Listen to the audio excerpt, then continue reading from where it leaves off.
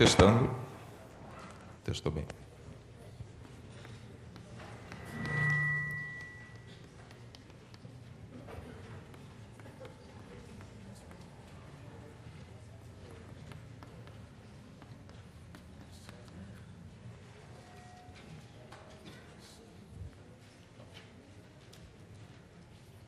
Tudo certo?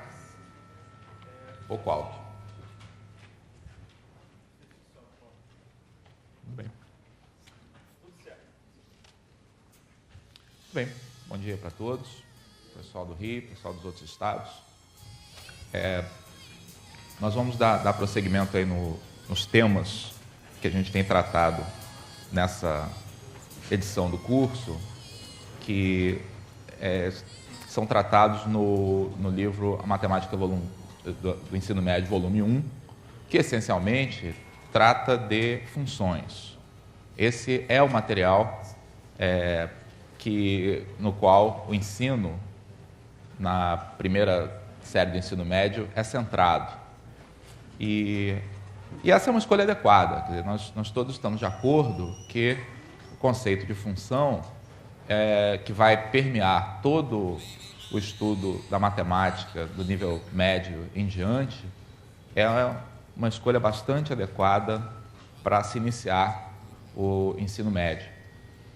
Durante o ensino médio, inclusive, há farta oportunidade de trabalhar com funções em atividades que sejam interdisciplinares.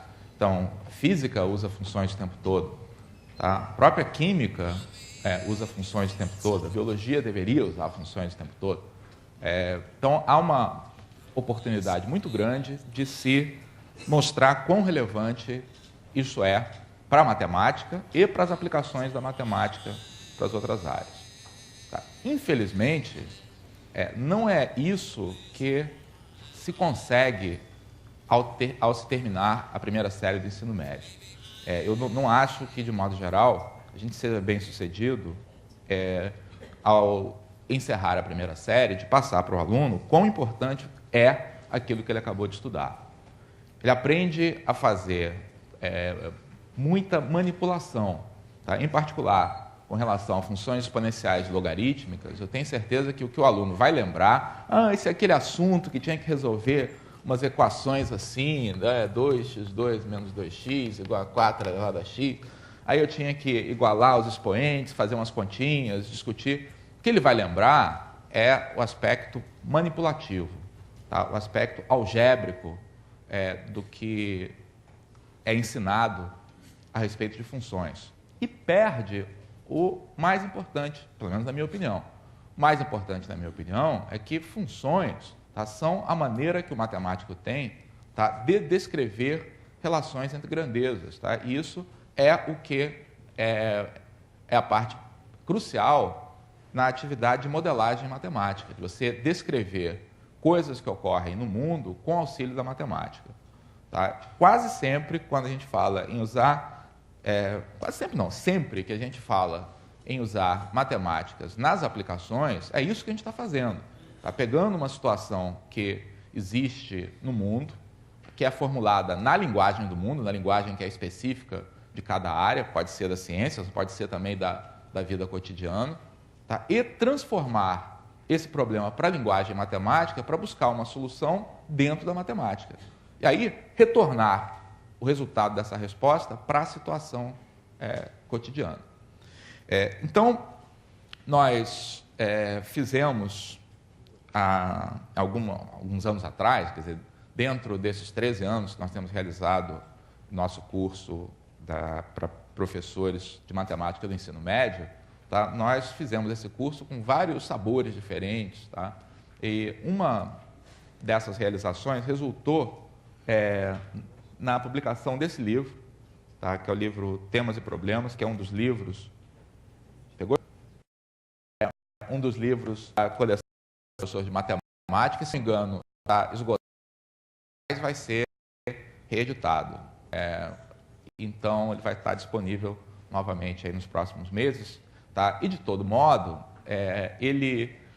como ele foi resultante aí de uma realização específica do projeto, com financiamento específico, ele está disponível na íntegra na página que o Wagner citou ontem. Tá? Tem lá capítulo por capítulo. Tá? É claro que eu, no lugar de... Tem duas maneiras de a gente usar esse tipo de informação que está na internet. Tá? É ótimo você baixar, imprimir quando você quer um capítulo, que é uma relação, mas é mau negócio, aviso a vocês, fazer isso para o livro inteiro. Então, vão gastar mais de toner do que comprando a edição da SBN.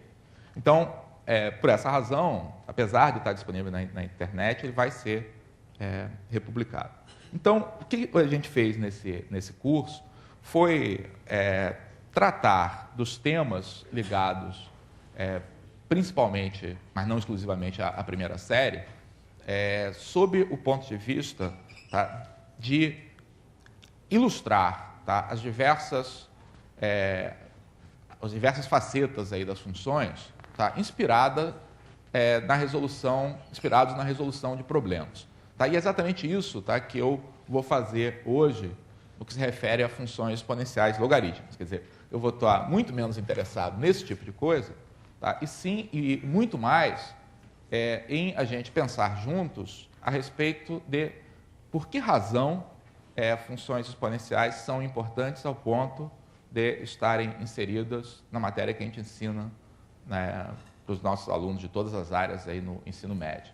Tá? Segundo, como é que eu vou utilizar funções exponenciais para resolver problemas? Como é que eu sei que eu devo utilizar funções exponenciais para resolver problemas?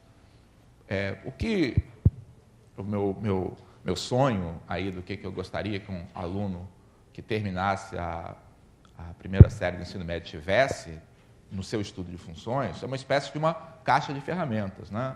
Ele aprendeu e sabe utilizar funções quadráticas, funções lineares, funções afins, funções exponenciais, logarítmicas, trigonométricas, aquilo como se fosse uma caixa de ferramentas que ele pudesse usar para resolver situações que aparecessem na frente dele. Então, a gente vai começar aqui com uma dessas situações. Então, eu vou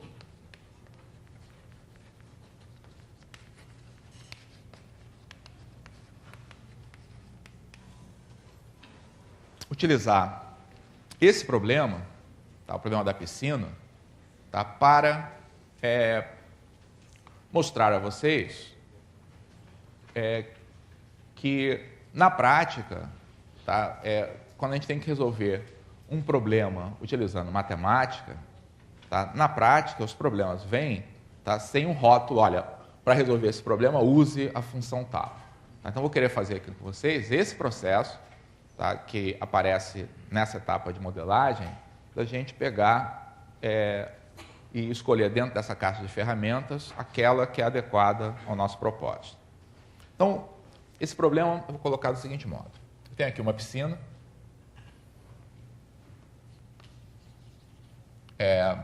Vamos supor que ela tem, por exemplo, 10 mil litros, tá, de capacidade e que ela é alimentada continuamente aqui por uma torneira, tá, que lança água pura aqui nessa piscina e que esse nível da piscina é mantido porque aqui tem um ladrão, tá, que faz com que essa água, tá, se escoe. Pode ser que ela seja filtrada, volte, tá, mas não importa. Do ponto de vista da piscina, tá, é isso que vai acontecer. Entra água aqui, sai água do outro lado, tá, mantendo sempre esse nível constante. Então, a situação que a gente vai examinar é a seguinte. Suponhamos que, num determinado instante, a gente coloque uma certa quantidade de um material que vai ser diluído aqui na água da piscina. Então, vamos supor que eu coloque, num determinado instante, 1 quilo de cloro, por exemplo, ou um produto qualquer desinfetante. Não sei nem se essa quantidade é uma quantidade razoável. Quem tem piscina em casa e sabe quanto coloca de cloro? Hein, Wagner? Quanto é que... Razoável. Bom.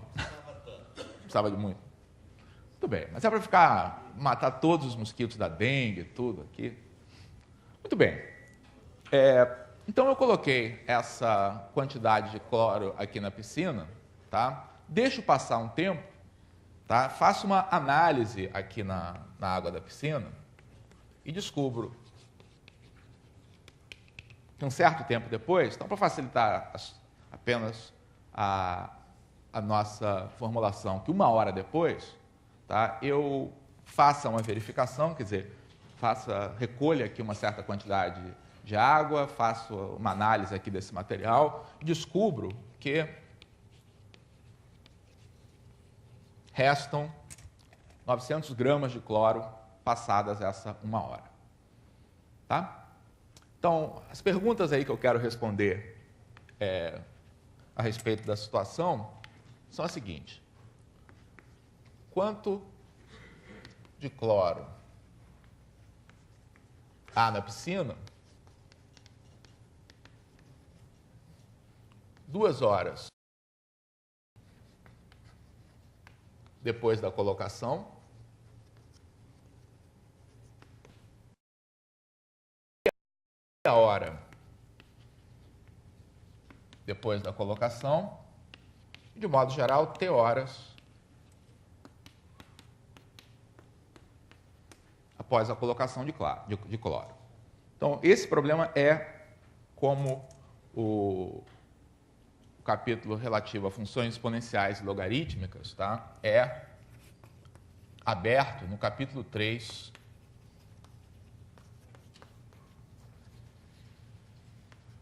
do Temas e Problemas. Muito bem. Alguém quer arriscar uma resposta aqui à primeira pergunta? 800. Wagner arriscou 800. Claro, né? Se na primeira hora, tá, se perderam 100 gramas de cloro, na segunda hora também vão se perder 100 gramas de cloro, tá, e, portanto, vai haver 800 gramas de cloro. Razoável? Pois é. Esse tipo de raciocínio, tá, que o Wagner aplicou aqui foi pegar na caixa de ferramentas dele lá, tá, ele viu que tinha um parafuso, mas que tal usar um martelo para pregar esse parafuso que tem aqui? Ele pegou a ferramenta mais comum da gente utilizar, tá, que é o modelo linear, tá, que é o modelo da regra de 3, que é o modelo da proporcionalidade, tá, e fez a seguinte hipótese, de que em tempos diferentes, tá, a quantidade de cloro que vai se perder vai ser proporcional a esse intervalo de tempo. Tá? Em particular, tá, em intervalos de tempos iguais, se perde a mesma quantidade de cloro. Então, se eu perdi 100 gramas na primeira hora, também vou perder 100 gramas na segunda hora, 100 gramas na terceira e assim por diante. Ou seja, esse raciocínio é de que o comportamento dessa quantidade de cloro presente aqui é o seguinte. Aqui tinha 1.000, aqui tinha 900. Então, desse, não é para usar o azul, né? Desse ponto para esse ponto, a perda foi de 100. Então, no próximo intervalo, tá, deve ser 100 de novo. Então, na verdade, eu vou ter esse mesmo triângulo que está aqui, representado nesse próximo intervalo, e eu vou ter esse ponto aqui do meu gráfico. Tá? Note que esse tipo de raciocínio, tá, me leva diretamente ao gráfico dessa situação. Então, se eu estou imaginando, tá, que em intervalos de tempos iguais sempre se perde a mesma quantidade de cloro, então eu estou falando de uma função cujo gráfico é uma linha reta. Então, linha reta, tá, está intimamente relacionado com o fato de eu ter variações que sejam constantes nos diversos intervalos. Quer dizer, o quanto se perde por unidade de tempo é sempre a mesma coisa. Então, essa vai ser uma resposta apropriada para essa situação, se a gente imaginar que esse é um modelo adequado. Será que a quantidade de cloro, tá, que sai dessa piscina por tempo, tá, é constante ao longo de todo o experimento? Isso é razoável ou não é razoável? Qual de vocês já lavou uma panela bem suja assim? Só as mulheres aí, os homens não? O pessoal que tem experiência assim, de lavar uma panela bem suja, tá, sabe que, porque é mais ou menos a mesma coisa que está acontecendo aqui. Tá? Então, a água no início do processo, tá, sai daqui bem preta. Tá? Por quê? Porque a quantidade de impureza que tem aqui na panela, tá, é muito grande, tá? E no início do processo sai muita sujeira, tá? À medida que eu vou colocando água aqui dentro. À medida que a panela, tá, se torne mais limpa, a cor da água que sai daqui muda. Tá? Por que essa cor da água que está saindo daqui muda? Porque por unidade, tá, de volume aqui dessa água, eu vou ter menos sujeira saindo, porque eu tenho menos sujeira presente aqui no total. Concordam que a piscina é a mesma coisa? Tá? Muda aqui um pouco a escala, tá? Muda aqui um pouco os números, muda a quantidade de água que entra e que sai, tá? Mas o processo é fundamentalmente o mesmo. Tá? Ou seja, o que eu estou já na minha análise qualitativa desse fenômeno, tá? Eu percebo que não é razoável eu supor que a quantidade de cloro que está saindo aqui seja sempre a mesma. Porque esse cloro que sai não é reposto. Tá? Ele não sendo reposto, a quantidade de cloro que está presente aqui, diluído nessa água, é cada vez menor. Tá? Portanto, à medida que o tempo corre, menos cloro deve sair por unidade de volume, ou que é a mesma coisa por unidade de tempo, tá? Do que eu tinha no início do processo. Então, respondendo aqui a pergunta aqui do Wagner, ou criticando aqui a resposta que o Wagner deu, vocês acham que a quantidade de cloro que vai estar presente aqui na nossa piscina vai ser igual a 800? Vai ser maior do que 800 ou vai ser menor do que 800? Deve ser um pouquinho maior do que 800. Porque o que eu vou perder na segunda hora de cloro deve ser menos do que eu perdi na primeira hora. Porque na primeira hora tinha mais cloro, a panela estava mais suja. Tá? Na segunda hora tem menos cloro, a panela está mais limpa. Tá? Então a quantidade que se perde aqui, tá, deve ser tal que esse ponto fica um pouco acima do que eu teria no gráfico da reta. Então, qualitativamente, tá, a gente já sabe como é que é o gráfico aqui dessa função. Então, qualitativamente, é uma função cuja taxa de crescimento, tá, ou taxa de decrescimento aqui, vai se tornando menos negativa ao longo do tempo. Então, graficamente, isso se reflete no fato de eu ter uma curva, tá, que vai ter a sua concavidade, tá, para cima. Tá? Vai ser uma curva convexa, na verdade, né? Que a gente chama. Vai ser algo assim.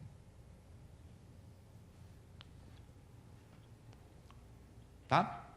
Note, inclusive, que qualitativamente a gente sabe que nesse modelo, tá, essa curva vai sempre reduzir, tá, mas nunca vai chegar a zero. Porque se você olhar um tempo n qualquer, tá, no tempo seguinte, nunca vai poder ser removida toda a quantidade de cloro. Tá? Bom, isso vai ficar mais claro num minuto, mas a gente já percebe que o tipo de gráfico que eu devo ter, tá, é algo que vai se aproximando de zero, tá, mas sem nunca chegar a ser zero.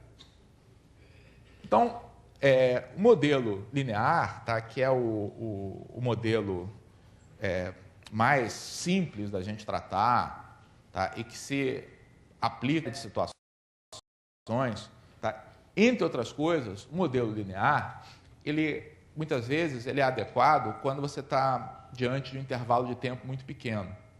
Então, se você olha para esse gráfico aqui como um todo, tá? Você vê que o comportamento não é linear. Mas se eu tivesse interessado entre o que vai acontecer entre 3 horas, tá, e 3 horas e 10 minutos, possivelmente eu não perderia muito, tá, em usar um trechinho desse gráfico como se fosse linear. Isso é algo que muitas vezes, tá, você fala, mas é errado usar um modelo linear. Às vezes é errado, mas é aceitável. Tá? Às vezes nos dá a precisão que a gente precisa para uma determinada situação.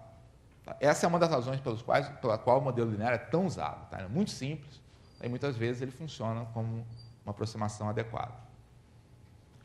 Mas voltando aqui à nossa situação, tá? A gente jogou fora uma ferramenta, descobriu que o martelo não é bom para apertar o parafuso, tá? Mas ainda não criou a nova.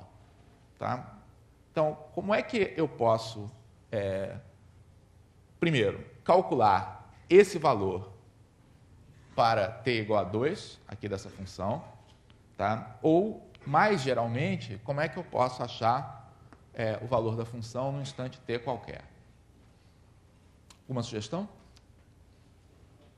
Então, o modelo que o Wagner propôs foi, em tempos iguais, tá? A variação da quantidade de cloro é sempre a mesma. E a gente já rejeitou esse modelo. Por enquanto, a gente rejeitou dizendo, não é a mesma não, porque vai ser sempre menor em relação à hora anterior. Tá, isso já é algo importante, já nos permite fazer um estudo qualitativo do fenômeno. Mas agora, um estudo quantitativo. Qual é o fato fundamental que traduz o que está ocorrendo aqui nessa situação? Nessa e em muitas outras, diga-se de passagem.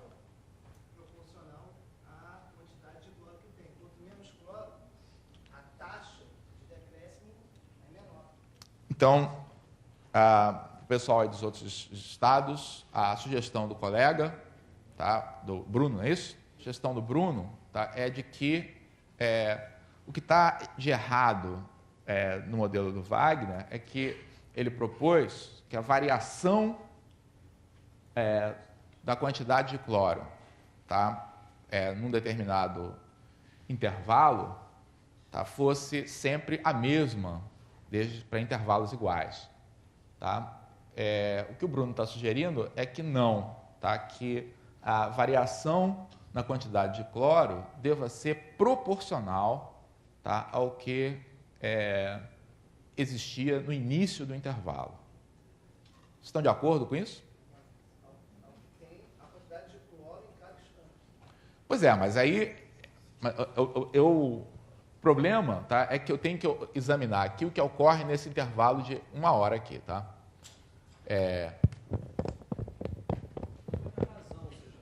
Razão é a mesma coisa que o Bruno sugeriu. O Elon quer fazer uma intervenção. Eu queria fazer uma pequena observação. Eu tenho certeza que o Bruno não pensou assim, mas ele falou assim. É um erro muito comum que a gente encontra nas pessoas que não estudam matemática, achar o seguinte, que quanto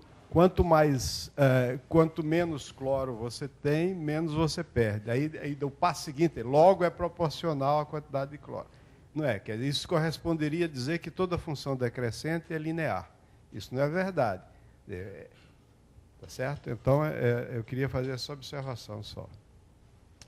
O ponto do Elon, tá, é que, às vezes, as pessoas extrapolam essa análise qualitativa aqui que a gente fez, de que quando tem menos cloro, tá, a variação vai ser menor, tá, para dizer que ela é proporcional à quantidade de cloro. Isso exige, assim, um argumento a mais. Tá? Isso está correto, tá? Mas a gente precisa... nesse caso aqui está correto, tá? Mas a gente vai precisar de um argumento a mais para se convencer, tá, de que isso descreve apropriadamente o fenômeno. Vocês já perceberam, tá, na conversa que houve entre o Bruno e o Seu nome? Fabiano. E o Fabiano, tá? Que o Bruno estava falando que ia ser em cada instante, tá? E depois o Fabiano falou que não, que basta a gente olhar a razão entre os instantes correspondentes a 1 hora, 2 horas, tá? E ao início. Tá? E essa é uma dificuldade que a gente tem aqui, nesse problema, tá? E em qualquer outro, tá? Que diga respeito a um fenômeno que ocorre no tempo contínuo. Tá? O que complica um pouco essa situação, tá? É que essa piscina, tá? Ela está recebendo água continuamente, tá? E está jogando esse líquido fora também continuamente. Tá? É muito mais fácil a gente examinar uma situação em que as coisas ocorram de forma discreta. Tá? Mas é claro, tá, que a gente pode usar uma discretização para entender melhor esse fenômeno que aqui está. Tá? Porque esse vai ser o instrumento pelo qual eu espero convencer vocês que o que o Bruno disse, tá, e que o Fabiano disse está correto. Tá? De que é um bom modelo para essa situação a gente adotar que a variação da quantidade de cloro, tá, num determinado intervalo de tempo, tá, é proporcional à quantidade de cloro que tinha no início desse intervalo. Tá? E, para isso, o que a gente vai fazer é discretizar esse processo. Ou seja, vamos substituir, tá, essa piscina, tá, em que a água entra continuamente, tá, e sai continuamente, tá, para uma piscina um pouquinho diferente, tá, um modelo um pouquinho diferente, tá, em que a gente vai imaginar que essa torneira que está aqui, tá, ela funciona, tá, em jatos d'água. Tá? Então, imagina que o que ocorra é que, ao invés dessa água cair continuamente, tá, ela joga um pouquinho d'água, tá? Aí essa água se mistura aqui, tá? Sai um pouquinho, tá? E aí joga mais um pouquinho d'água, se mistura, sai um pouco. Vai dizer, puxa, isso não é bem o que está acontecendo. Bom, não é bem o que está acontecendo, mas como eu posso considerar, tá, intervalos de tempo arbitrariamente pequenos, tá, dá para a gente aceitar, tá, de que essa nossa discretização vai traduzir, tá, esse nosso fenômeno com tanta exatidão quanto a gente queira. Tá? Então, o que eu vou fazer? Eu vou supor que no lugar dessa torneira, tá, estar ligada o tempo todo, ela é ligada por um determinado instante, tá? Que nesse instante uma certa quantidade de água correspondente a todo um intervalo seja jogada na piscina. Tá? Aí essa água se mistura com a piscina, tá? E a gente retira essa quantidade para voltar ao volume inicial. Então, vamos pensar nisso aqui. Ó. Eu tenho uma piscina, então eu vou trabalhar literalmente, porque é mais fácil aqui da gente observar o que acontece. Tá? Ela tem um volume inicial, tá? V igual a 10.000. Tá? Aí, eu vou injetar uma certa quantidade de água nessa piscina, tá? Que eu vou chamar de Vzinho. Então, o que é Vzinho? Pode ser o correspondente, por exemplo, a uma gota d'água que você coloca na piscina. Tá? Essa quantidade de água que você colocou, exagerando, vai fazer com que a quantidade de água na piscina aumente para V mais Vzinho. Tá? Aí, sai o mesmo volume V e volta a ter o volume inicial. Tá? Como eu posso fazer essa quantidade de água que entra, tá, arbitrariamente pequena, a gente percebe que esse modelo que eu estou propondo aqui, tá, aproxima melhor, tá, o modelo contínuo e, portanto, o que vai ocorrer, tá, aqui nessa nossa situação, tá, vai nos dá um bom modelo para usar no caso contínuo. Tá? Bom, aqui eu mostrei o que acontece com líquido. Vamos ver o que acontece com cloro aqui. Então, vamos supor que nessa situação inicial, tá, a quantidade de cloro fosse C. Tá? Qual é a quantidade de cloro que eu tenho aqui nessa situação? C, porque eu coloquei água pura aqui, tá? Não alterei a quantidade de cloro. Tá? Qual é a quantidade de cloro que eu vou ter aqui? Bom, então a nossa hipótese fundamental, tá, é de que nesse modelo discretizado, tá, o cloro que está presente diluído no volume V vai estar também uniformemente diluído no volume V mais V. Tá? E quando eu, então, retiro um volume Vzinho desse volume total, a quantidade que vai sair aqui vai ser proporcional ao que eu retiro. Então, a quantidade que fica também é proporcional ao que eu retiro. Então, se eu chamar isso aqui de C', tá? O que eu vou ter é essa proporcionalidade. Quantidade inicial C vai estar para V mais V,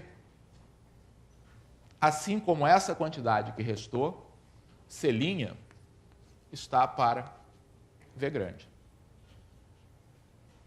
Conclusão. C' é igual a V sobre V mais V, que multiplica C. Tá? Agora, o que eu estou imaginando é que esse processo todo que está aqui corresponda, tá, a um pequeno intervalo de tempo ΔT. Tá? Então, eu examino um intervalo de tempo arbitrariamente pequeno. Tá? Dentro desse intervalo de tempo ΔT entra uma quantidade Vzinho. Tá? Eu vou pedir licença a vocês para trocar um pouquinho aqui essa notação e vou chamar, no lugar de V, eu vou chamar isso aqui de V vezes ΔT. Quer dizer, eu vou usar Vzinho para representar a vazão de água que está ingressando no sistema. Tá? Quanto entra por unidade de tempo. Tá? Isso vai deixar mais claro, tá, que para intervalos de tempos iguais, tá, esse número vai ser uma constante. Então, entra V mais ΔT, aqui também é V mais V ΔT, o que sai é V ΔT, isso aqui é V ΔT, isso aqui é V ΔT. O que é constante aqui nessa expressão? Tudo. Porque V grande é o volume da piscina que é mantido sempre constante. Tá? V pequeno é a vazão de água que entra. Quer dizer, quanto de água entra por unidade de tempo que eu estou supondo que é constante. E ΔT, eu vou tomar sempre intervalos de mesmo comprimento. Então, qual é o fato fundamental a respeito deste modelo? Que descreve essa situação, tá? E, como eu disse, tá, vai descrever muitas outras situações de interesse da matemática. Em intervalos de tempo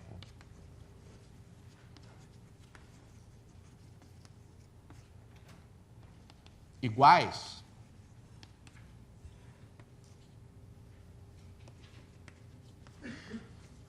a quantidade de cloro na piscina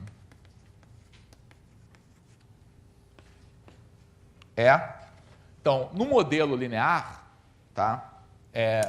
O que eu tinha aqui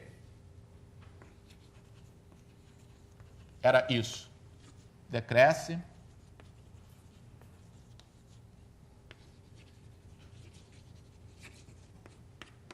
pela mesma constante, quer dizer, diminui, tá, pela mesma constante. Não vou colocar nem decresce, vou colocar diminui.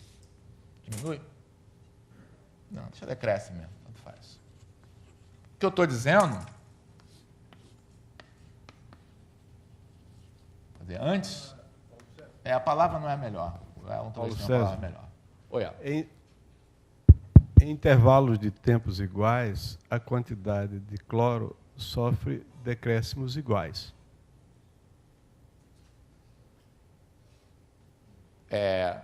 Você está falando no modelo linear ou no modelo No novo? modelo linear. Sim, então esse Que não é verdadeiro. não é verdadeiro. Tá. Tá, então o decresce aqui, que eu risquei, tá, diz respeito à diferença entre os valores ser sempre o mesmo.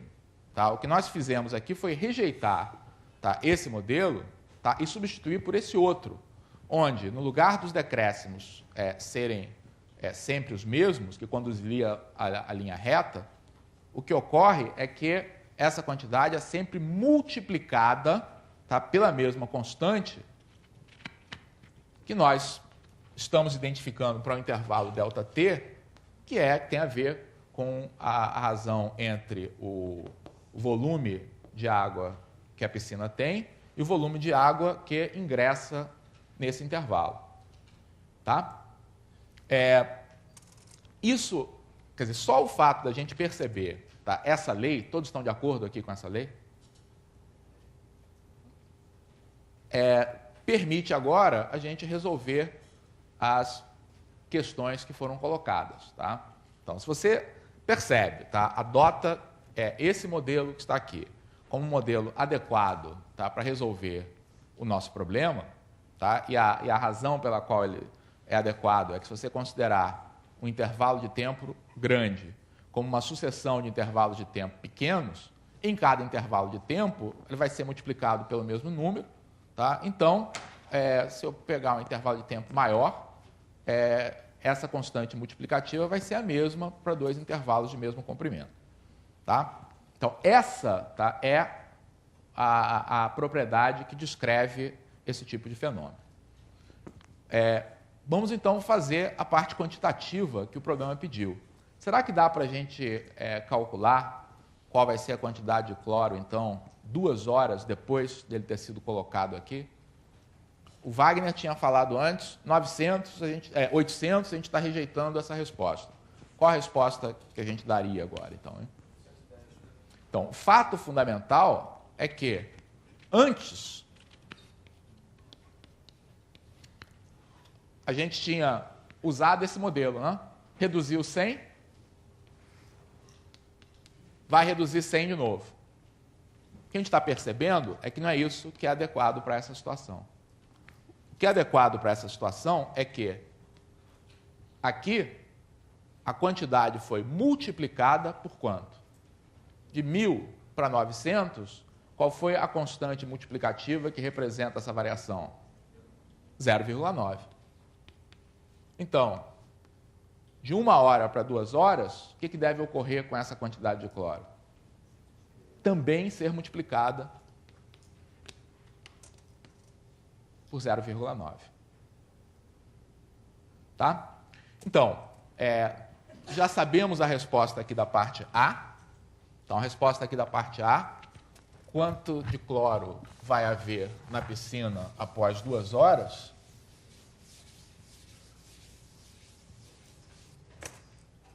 Então, resposta do A. Então, vamos chamar essa quantidade, tá, de C de 2. Tá? Então, C representando cloro, C de T no instante T. Então, C de 2, tá, vai ser a quantidade inicial 1.000. 10. Não, 1.000 gramas. 1.000 mesmo, de cloro. Vezes o fator multiplicativo 0,9 da primeira hora, tá? Vezes o fator multiplicativo 0,9 da segunda hora, tá? Que vai me dar 810 gramas. Então, de fato, um pouco acima do que o Wagner tinha chutado lá no início. Tá? Na verdade, é claro que a gente resolveu o problema, não foi somente para a quantidade de cloro que tem ao final da segunda hora. Né? A partir do momento que a gente percebe, tá, que a quantidade é sempre multiplicada pelo mesmo número, a gente pode resolver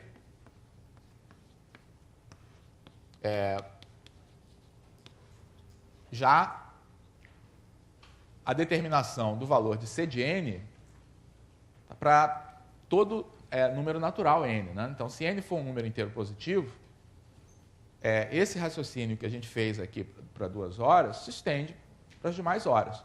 Então, quando eu chegar a 3 horas, isso aqui vai estar multiplicado, tá, por 0,9 3 vezes. Então, vai ser 0,9 ao cubo. Tá? E o modo geral, o que vai ser C de n? É 1000. E esse 1000, tá, é a quantidade de cloro, tá, que tem no instante 0, multiplicada por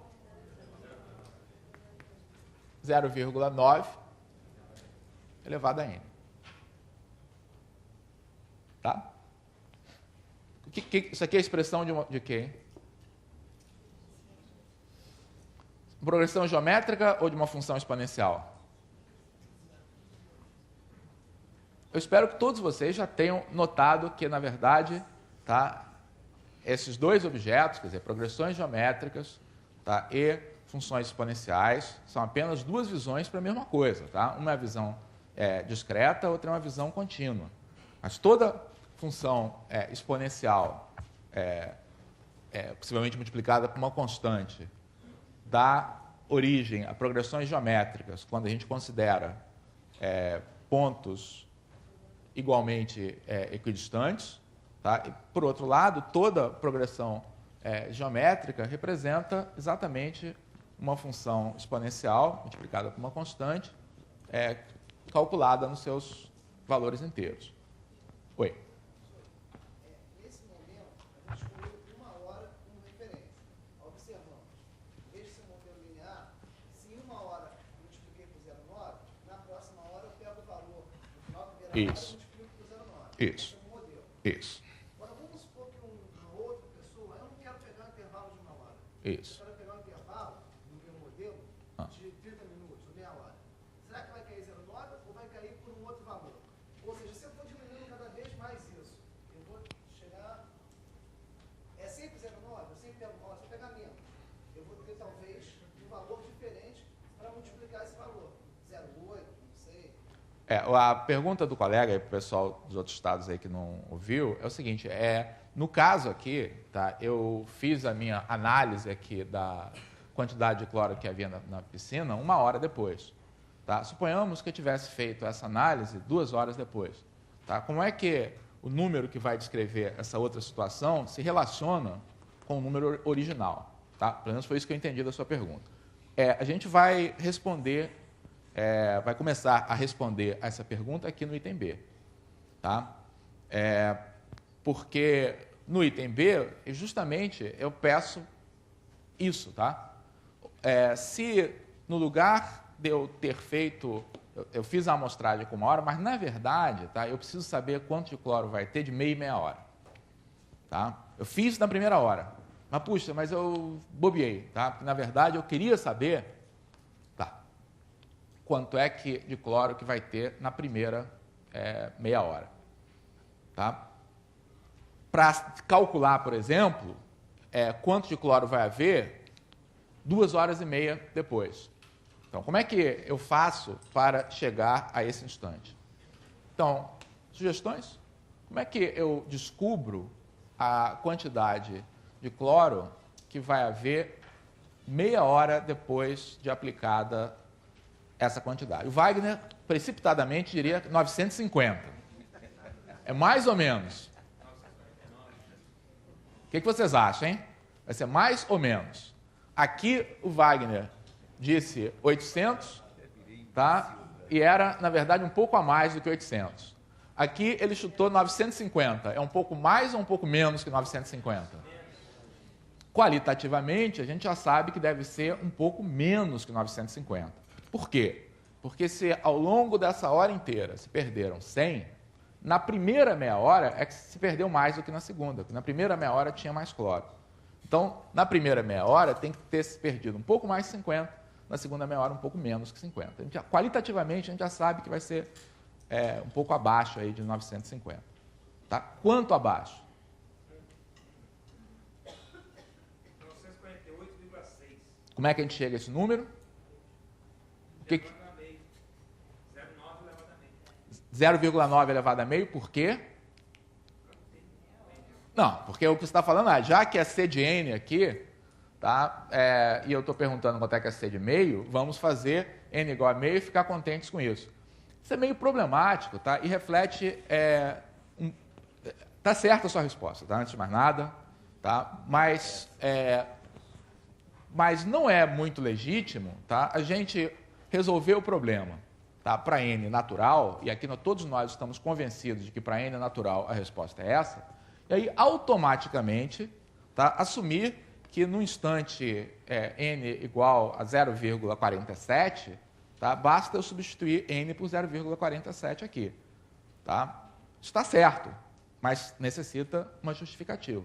Aquele texto que você escreveu ali é uma lei geral, não particularizada. Então você está fazendo raiz quadrada de 0,9. Como é que eu chego lá?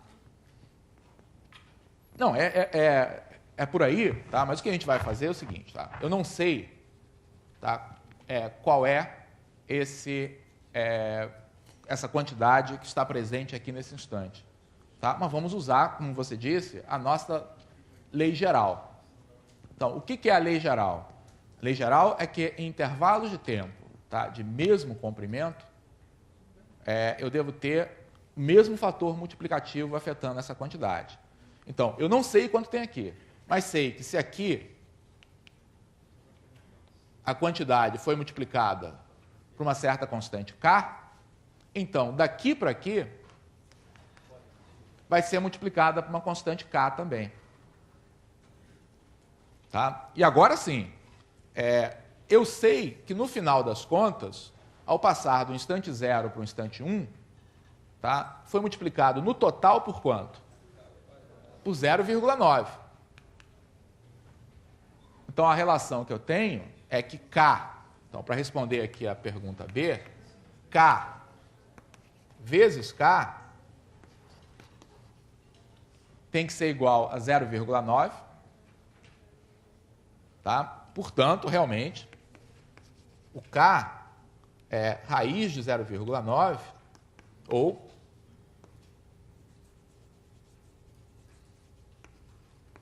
(0,9 elevado ao meio). Na verdade, tá, o que a gente está fazendo aqui, tá, é explicando por que essa notação, tá, é uma notação boa. Tá? Porque o que ocorre é que a notação de expoente fracionário, tá, faz com que a gente, de fato, possa pegar essa expressão formal que a gente encontrou aqui para N natural, tá, e, sem grandes cerimônias, tá, fazer essa substituição. Isso mostra quão feliz, tá, é a notação de a gente escrever radicais como expoente fracionário. Tá? Então, é raiz de 9, raiz de 0,9, ou é 0,9 elevado ao meio, porque isso está de acordo, tá, com a nossa lei de que em cada intervalo de tempo isso vai ser multiplicado pela mesma quantidade. Isso permite, então, que a gente agora, tá, possa, da mesma maneira, tá, como nós escrevemos que C de N, tá, é 1000 vezes 0,9 elevado a N, para N natural, tá, nós agora já sabemos calcular a quantidade de cloro que vai ter na piscina em qualquer intervalo de tempo, em qualquer instante, que possa ser expresso como um número racional. Tá? Todo mundo sabe o que é um número racional, né?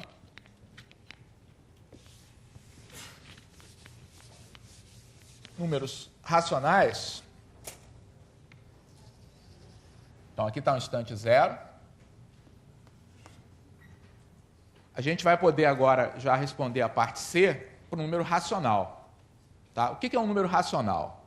É um número que possa ser escrito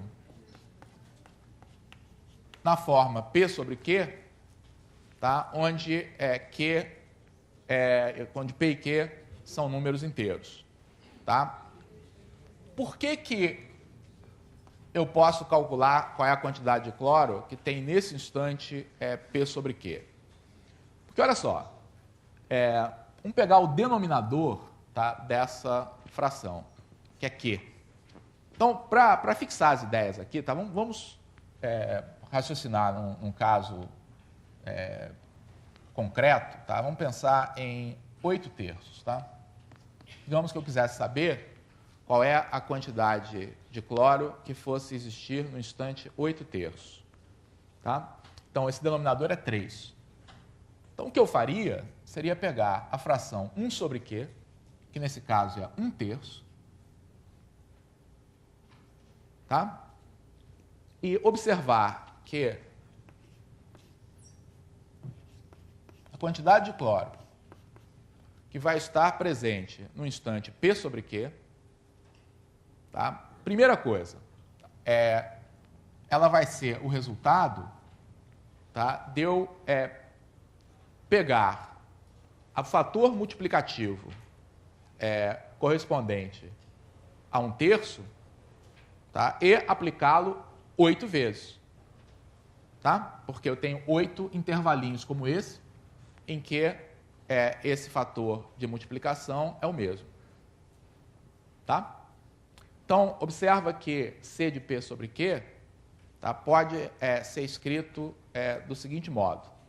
Ele vai ser o que eu tinha no instante inicial, tá, que é C de 0, vezes o K correspondente, tá, a 1 sobre Q. Então, esse 1 terço aqui está representando 1 sobre Q. Elevado, tá, a P. Tá? E qual é o K correspondente a 1 sobre Q? Vale o mesmo raciocínio anterior. Se eu aplico esse K vezes K, no caso aqui, 3 vezes, tá? No caso geral, Q vezes, isso aqui tem que ser igual a 0,9. Certo? Então, raciocinando aqui com 1 terço, tá? Qual é esse valor de K? Ele tem que ser tal que ele, multiplicado por ele, forneça quanto foi de variação no intervalo de 0 a 1, tá? Que é 0,9. Então, esse K é raiz quésima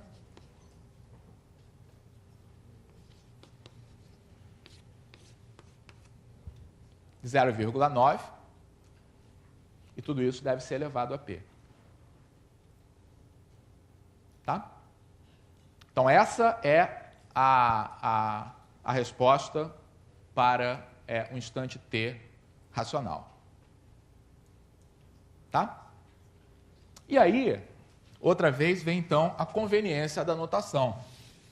Tá? Isso nos leva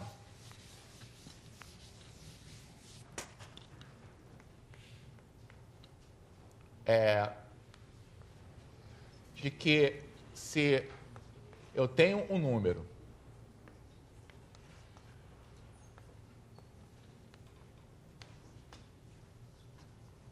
não é isso não. Se eu tenho um número que é dessa forma aqui,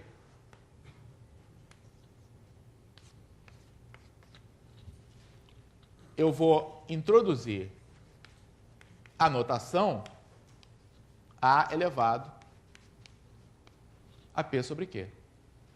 Então, a razão pelo qual, tá, é uma boa ideia, tá, a gente representar A por A elevado a P sobre Q, tá, algo que é escrito como raiz quésima de A elevado a P, tá, que isso faz com que a gente tenha uma notação única, tá, funcionando para expoentes inteiros ou expoentes fracionários. Oi.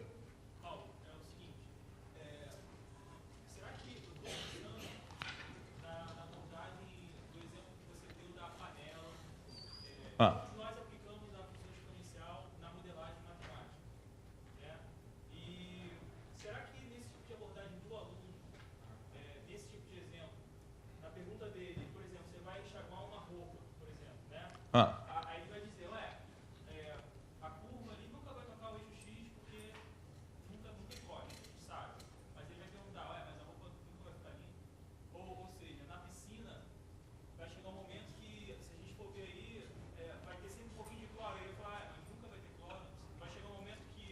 Que hora isso vai acontecer? Ué, mas a roupa vai ter um pouco de sujeira, a panela vai estar completamente limpa. Ou nessa situação, uma abordagem desse tipo com o aluno, não é? O que a gente... Não, diz a verdade, tá? Qual é a verdade? Primeiro, todo modelo matemático, tá? Ele tem uma faixa de aplicação, tá?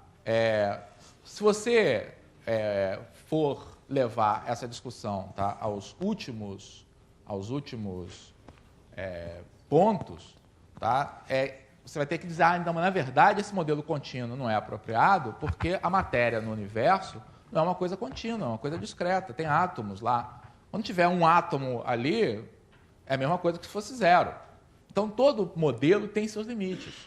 Tá? O que esse modelo está dizendo é que se você for proceder aqui na sua piscina, tá? Colocando água, tá? E observar isso aqui dentro de um tempo razoável, tá? Isso vai sempre ter uma quantidade residual de cloro, sim.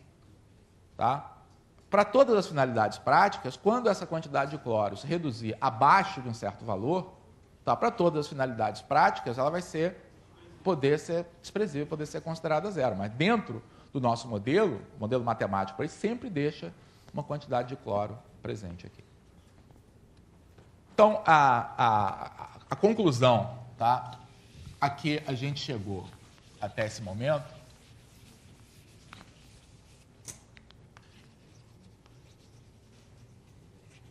é que C de T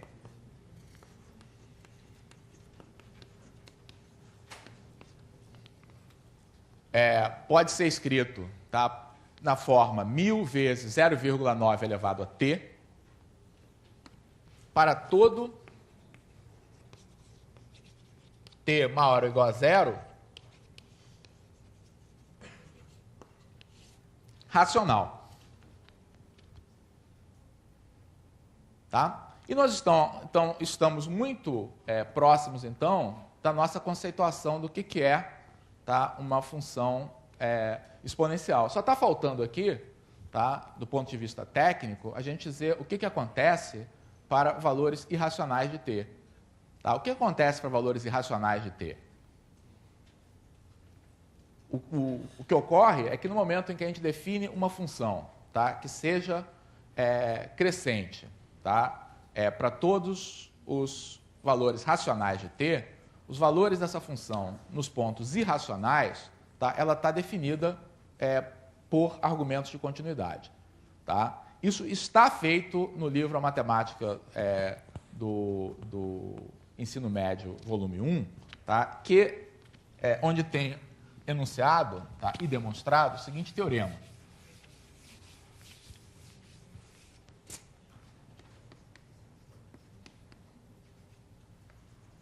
Então, seja f uma função real,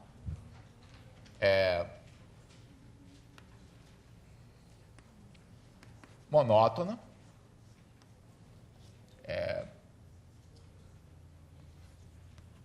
isso quer dizer que ela é decrescente.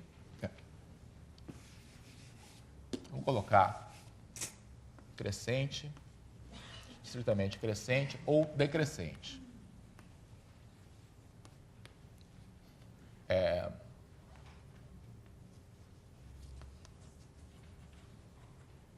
Suponhamos que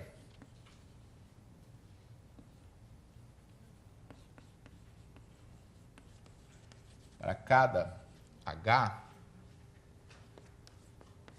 a razão f de x mais h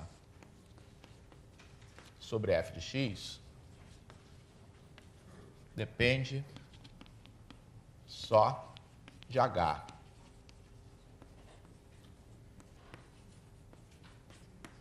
Mas não de x. Que é exatamente o que a gente está dizendo aqui. Quer dizer, quando eu pego um ponto x, tá? Considero um intervalo h e vou até o ponto x mais h, tá? O que está presente nesse nosso modelo é que qualquer que seja a posição em que esse x esteja, tá?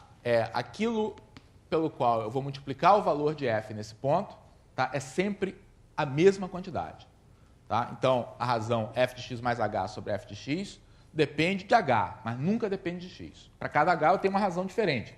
Se o intervalo for de 2 horas, voltando à sua pergunta, essa razão vai ser outra. Tá? E a maneira como essas razões estão relacionadas é exponencialmente. Tá? Um intervalo que tem o dobro do comprimento, tá, vai ter o quadrado da razão.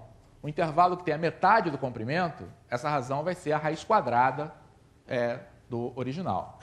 Então, para cada comprimento de intervalo, eu tenho uma razão. Mas uma vez especificado esse comprimento, essa razão é sempre a mesma, não depende do ponto inicial. Tá? Então, toda vez, tá, que você tem uma situação em que isso aqui seja um modelo razoável, tá? Então, essa função f é da forma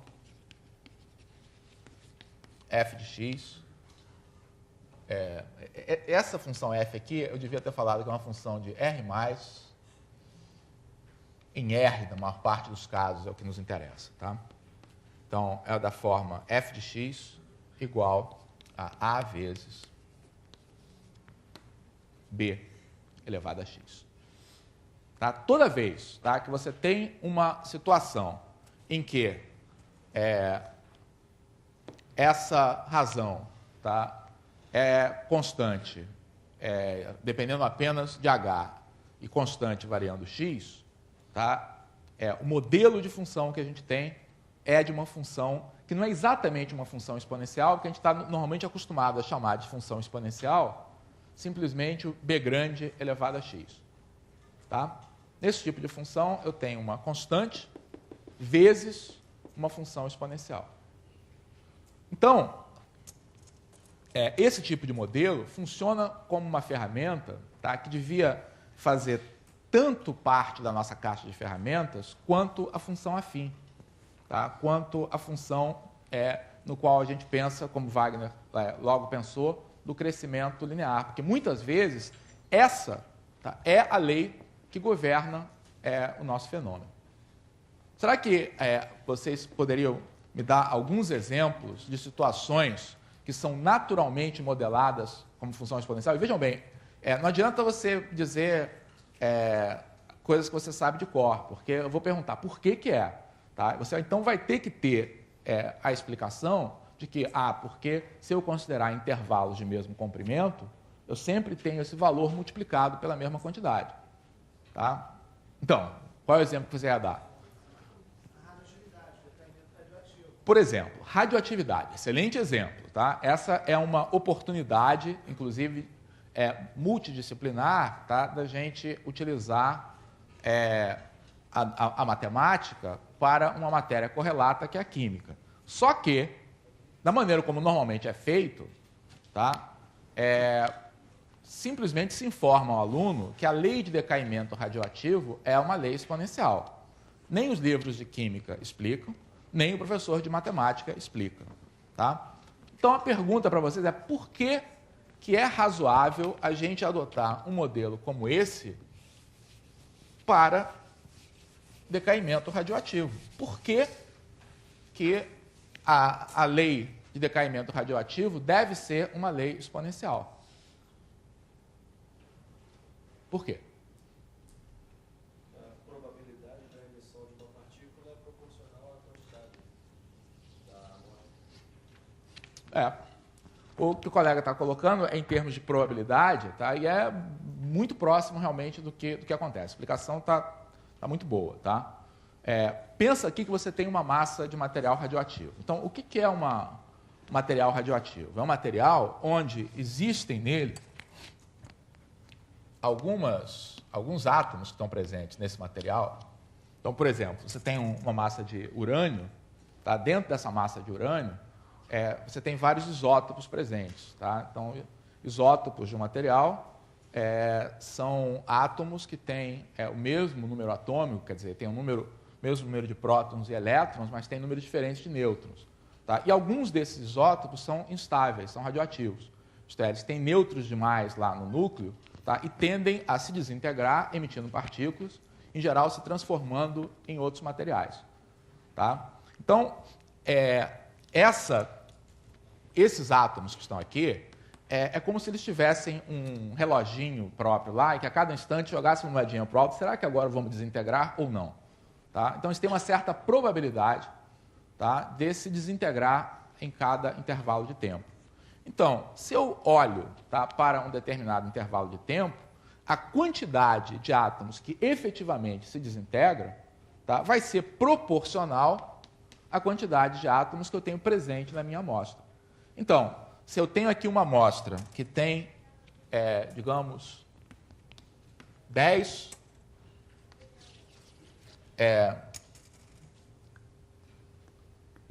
átomos radioativos. Nessa aqui eu tenho 5, tá? E olho para um certo intervalo de tempo, ΔT, o que vai acontecer? Essa amostra que tem aqui vai ter o dobro, tá, de átomos se desintegrando em relação a essa. Ou seja, o número de átomos que efetivamente se desintegram, tá, é proporcional ao número de átomos radioativos que eu tenho no início do processo. Tá? Então, está valendo o nosso modelo fundamental. Tá? Quando eu considero intervalos de tempo de mesmo comprimento, tá? O que ocorre é que a quantidade de átomos que se desintegram deve ser proporcional ao número de átomos radioativos que eu tenho no início do intervalo. Logo, a massa, que é o modelo, tá, é para a massa de todos esses átomos radioativos. Tá? Então, a massa total do elemento radioativo deve ser igual à massa que eu tinha no início do processo. Tá? Porque, observem que esse A aqui dessa função, tá, é o F de zero, multiplicado por uma certa constante B elevado a T. Tá? Só para encerrar, mais algum outro exemplo aqui? Nesse seu exemplo, você acabou de falar na meia-vida. Repararam que ele usou 10 e 5, isso é que quer dizer o intervalo de tempo em que isso aconteceu, que se chama meia-vida do material. Boa lembrança. Um dos exemplos, inclusive, que vocês têm aqui no livro Temas e Problemas, é esse nome meia-vida, aplicado a contextos diferentes da química. Meia-vida não se aplica somente à química. Toda vez que você tem um modelo que funcione como modelo exponencial, uma forma de ver quão rapidamente está havendo essa variação é dando esse tempo no qual a quantidade se reduz exatamente à metade. Tá? Na sessão de exercícios de hoje, tá? E na aula aí da próxima vez, a gente vai trabalhar com outros exemplos envolvendo função exponencial. Vou ficar por aqui.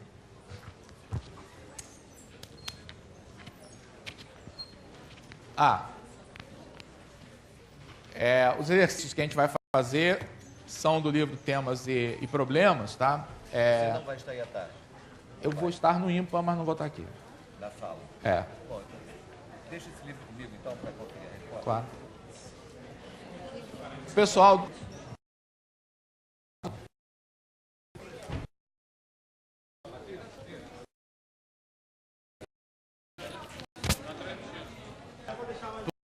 Os outros estados confirmar que os exercícios são 1, 3 e 4 do livro Temas e Problemas. Para hoje à tarde.